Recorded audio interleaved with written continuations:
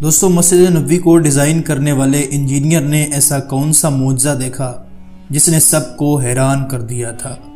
مسجد الحرام اور مسجد نبوی کو دوبارہ کیسے ڈیزائن کیا گیا تھا اور اس دوران کون سا معجزہ پیش آیا، اس ویڈیو کو اینڈ تک دیکھیے گا۔ دوستو آج مسجد الحرام اور مسجد نبوی جس ڈیزائن میں ہمارے سامنے ہیں، اس کو ڈیزائن کرنے والے کا نام محمد اسماعیل کمال تھا۔ وہ مصری انجینئر اور آرکیٹیکٹ تھا جس نے ظاہری دنیاوی بود و باز سے دور اور نامعلوم رہنے کو ترجیح دی۔ ڈاکٹر محمد کمال اسماعیل 1908 کو پیدا ہوئے اور 2008 میں ان کا انتقال ہوا۔ وہ مصر کی تاریخ میں ہائی اسکول سرٹیفکیٹ حاصل کرنے والے سب سے کم عمر شخص تھے، پھر رائل اسکول آف انجینئرنگ کا سب سے کم عمر طالب علم جس نے وہاں سے گریجویٹ ڈگری لی، پھر سب سے کم عمر شخص کہلایا جنہیں یورپ سے اسلامک فن و تعمیر کی 3 ڈگریاں لینے کا اعزاز حاصل ہے۔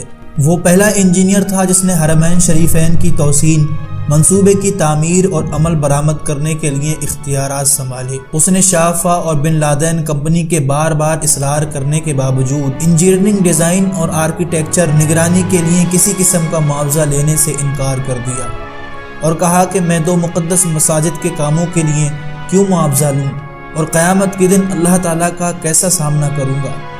اب سوچئے دوستو کہ دنیا کے 2 مقدس مقامات کی دوبارہ تعمیر کا ذمہ جس شخص کو اللہ دے رہا تھا، تو کیا وہ کوئی عام انسان ہوگا؟ نہیں، بلکہ کچھ ایسی باتیں ہیں جن کی بنا پر اللہ نے یہ مبارک کام ڈاکٹر محمد کمال اسماعیل سے ہی کروایا۔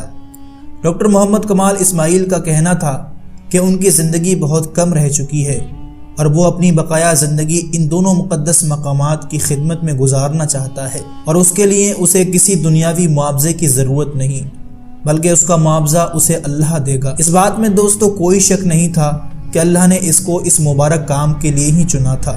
ان کی عمر اسی سال تھی جب انہوں نے مسجد الحرام اور مسجد نبوی کی تعمیر اور ڈیزائن کے کانٹریکٹ پر سائن کیے۔ اس کے بعد وہ مرتے دم تک عبادت الہی میں مصروف رہا اور دنیا اور میڈیا کی نظروں سے دور ہٹ کر گمنام رہ کر حرمین شریفین کی خدمت کی۔ اس عظیم آدمی کی حرمین شریفین میں نصب کیے گئے سفید پتھر کے حصول کی بھی بڑی دلچسپ کہانی ہے۔ یہ وہ پتھر ہے جو حرمین شریفین میں لگا ہے۔ یہ پتھر ایک نایاب پتھر ہے جو پورے دنیا میں صرف یونان کے ایک چھوٹے سے پہاڑ میں دستیاب تھا، اور اس کی خصوصیت یہ ہے کہ گرمی کو جذب کر کے فرش کی سطح کو ٹھنڈا رکھتا ہے۔ ڈاکٹر محمد کمال سفر کر کے یونان پہنچے اور حرم کے لیے کافی مقدار تقریباً آدھا پہاڑ خریدنے کا معاہدہ کیا۔ معاہدے پر دستخط کر کے وہ واپس مکہ لوٹے اور سفید پتھر آ گیا اور حرم شریف میں پتھر کی تنصیب مکمل کرائی۔ جب حرم شریف کی تعمیر مکمل ہوئی تو سعودی بادشاہ نے ڈاکٹر محمد کمال کو وہی پتھر مسجد نبوی میں بھی استعمال کرنے کی فرمائش کی، لیکن اس دوران پورے 15 سال گزر چکے تھے۔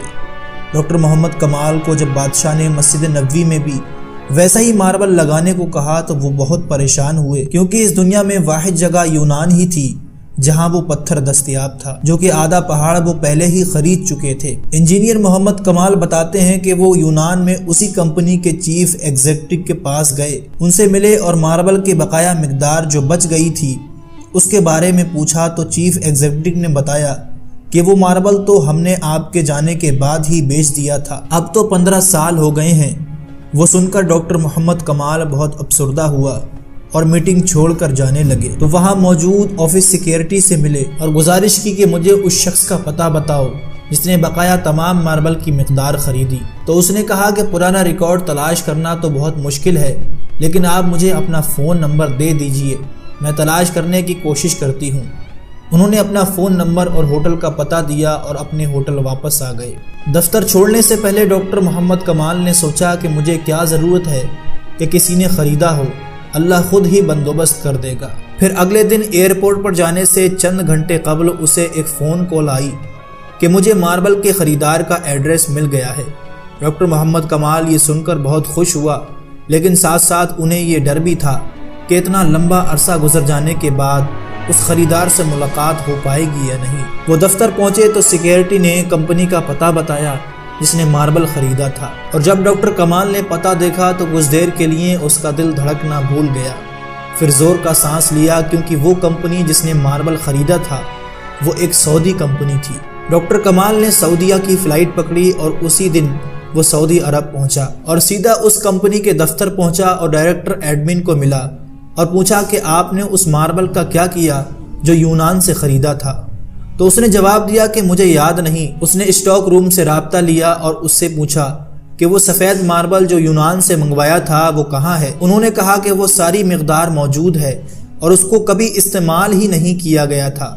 یہ سب سن کر ڈاکٹر محمد کمال ایک بچے کی طرح رونے لگا اور کمپنی کے مالک کو پوری کہانی سنائی۔ اس نے کمپنی کے مالک کو بلینک چیک دیا اور کہا کہ اس میں جتنی رقم بھرنی ہو بھر لو اور ماربل کی تمام مقدار میرے حوالے کر دو۔ جب کمپنی کے مالک کو پتہ چلا کہ یہ تمام ماربل ہمارے پیارے نبی حضرت محمد صلی اللہ علیہ وسلم کی مسجد نبوی میں استعمال ہونے جا رہا ہے تو اس نے کہا کہ 1 ریال بھی نہیں لوں گا۔ اللہ نے یہ ماربل مجھ سے خریدوایا اور پھر میں بھول گیا۔ اس کا مطلب یہی تھا کہ یہ ماربل مسجد نبوی میں ہی استعمال ہونا تھا۔ یہ وہ مسجد نبوی ہے جس کی تعمیر حضرت محمد صلی اللہ علیہ وسلم نے خود اپنے مبارک ہاتھوں سے کی تھی۔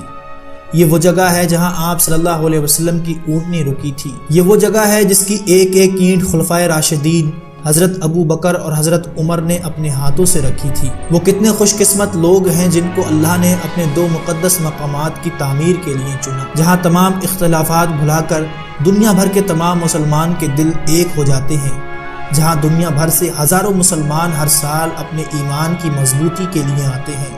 یہ کتنی عظیم بات ہے کہ ایک شخص جس نے اپنی پوری زندگی، اپنا پورا کریئر، اپنی کمائی اللہ کے ان 2 مقدس مقامات کے لیے وقف کر دی۔ وہ کوئی دوسرا بڑا پروجیکٹ بھی لے سکتا تھا جہاں سے اس کو بے تحاشا دولت مل سکتی تھی، لیکن اللہ نے ڈاکٹر کمال کو ان کے مضبوط ایمان اور نیک جذبے کی بدولت ہی اس مبارک کام کے لیے چنا۔ یہ ویڈیو اگر آپ کو پسند آئی ہو تو اسے لائک اور اپنے دوستوں کو ضرور شیئر کریں۔